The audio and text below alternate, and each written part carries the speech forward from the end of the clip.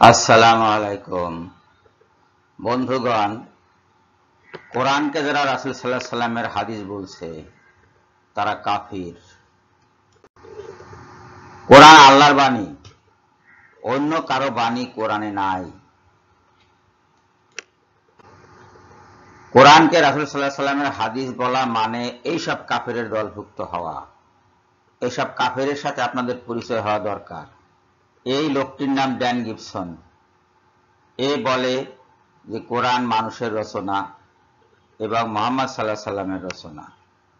এর নাম David would. এও একই কথা বলে। প্রতিদিন ইউটিউবে একটি বা দুটি করে ভিডিও নিয়ে হাজির হয় এবং বলে কোরআন মুহাম্মাদের রচনা। এর নাম প্যাট্রিসিয়া ক্রোন। বর্তমান পৃথিবীতে যারা মক্কা নিয়ে, কোরআন নিয়ে বিবাদ করছে যে মক্কা এখানে ছিল না, কাবা এখানে ছিল না, কোরআন পরে লিখিত হয়েছে, অষ্টম শতকে ইসলামের জন্ম হয়েছে, এই যারা বলে এদের গুরুনি হলেন, গুরবি হলেন ইনি। এদের গুরবি হলেন ইনি এই প্যাট্রিসিয়া ক্রোন, একজন খ্রিস্টান মহিলা, মারা গেছে। অক্সফোর্ডে অধ্যাপনা করত।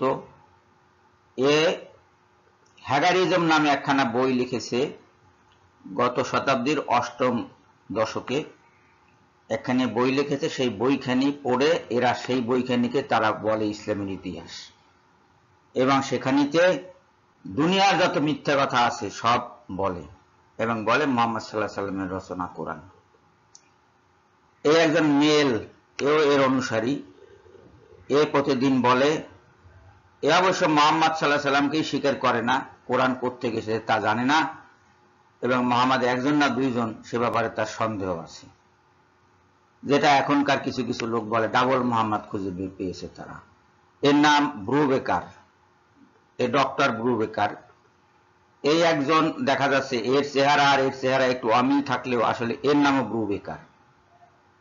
এটা সালমান রুশদি, যে স্যাটানিক ভার্সেস রচনা করেছিল এবং এখনো যে ব্রিটিশ প্রোটেকশনে আছে, যার বিরুদ্ধে ইরানের খামেনি মৃত্যুদণ্ড আরোপ করেছিল।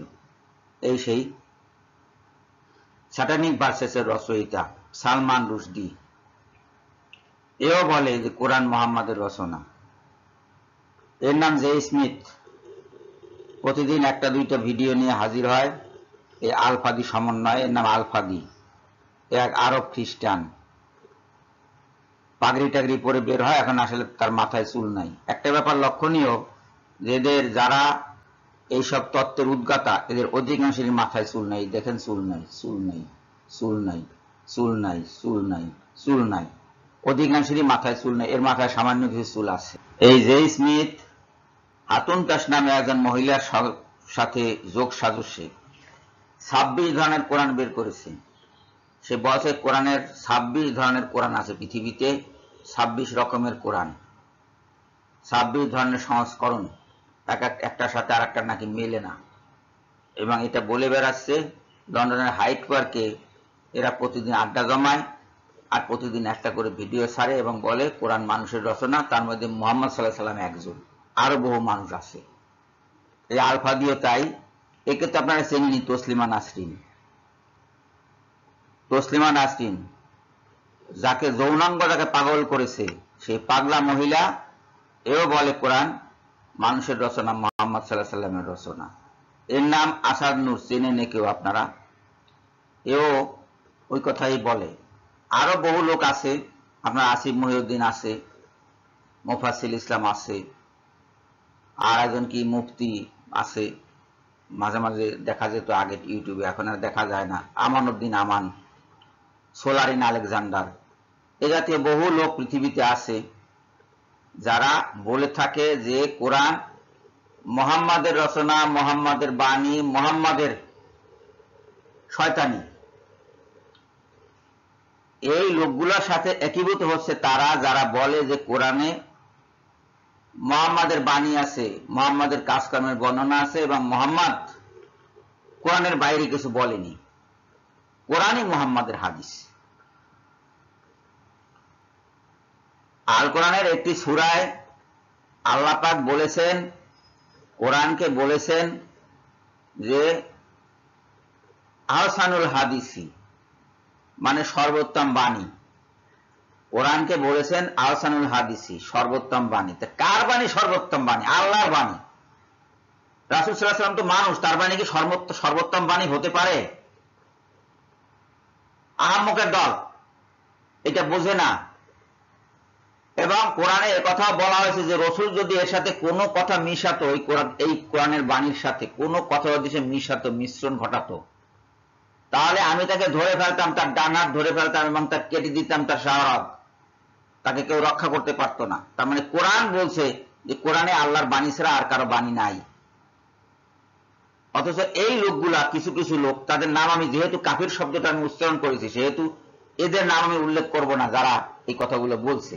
আপনারা জানেন, আপনারা তাদেরকে চেনেন। আপনারা বলেন আহলে কোরআন, আসলে কিসের আহলে কোরআন? এরা কোরআন অস্বীকারী, কোরআন ত্যাগকারী, এই ইসলামের শত্রু। কিসের আহলে কোরআন? আহলে কোরআন যদি হতো তাহলে ইসলামের মিত্র হতো, ইসলামের শত্রু হতো না, কোরআনের বিরোধিতা করতো না, কোরআনকে রসুলের বাণী বলতো না। কোরআনকে রসুলের বাণী বলার অর্থ হলো যে এইসব লোকের এজেন্ডা তারা বাস্তবায়ন করছে। এই যে লোকগুলো এখানে আছে, এই লোকগুলার এজেন্ডা তারা বাস্তবায়ন করছে। পরিপূর্ণরূপে বিভ্রান্ত এরা। এই লোকগুলার এজেন্ডা, এই লোকগুলার কথা ওই লোকগুলা বাস্তবায়ন করছে, যারা আজকে বলছে যে কোরআনই রসুলের হাদিস।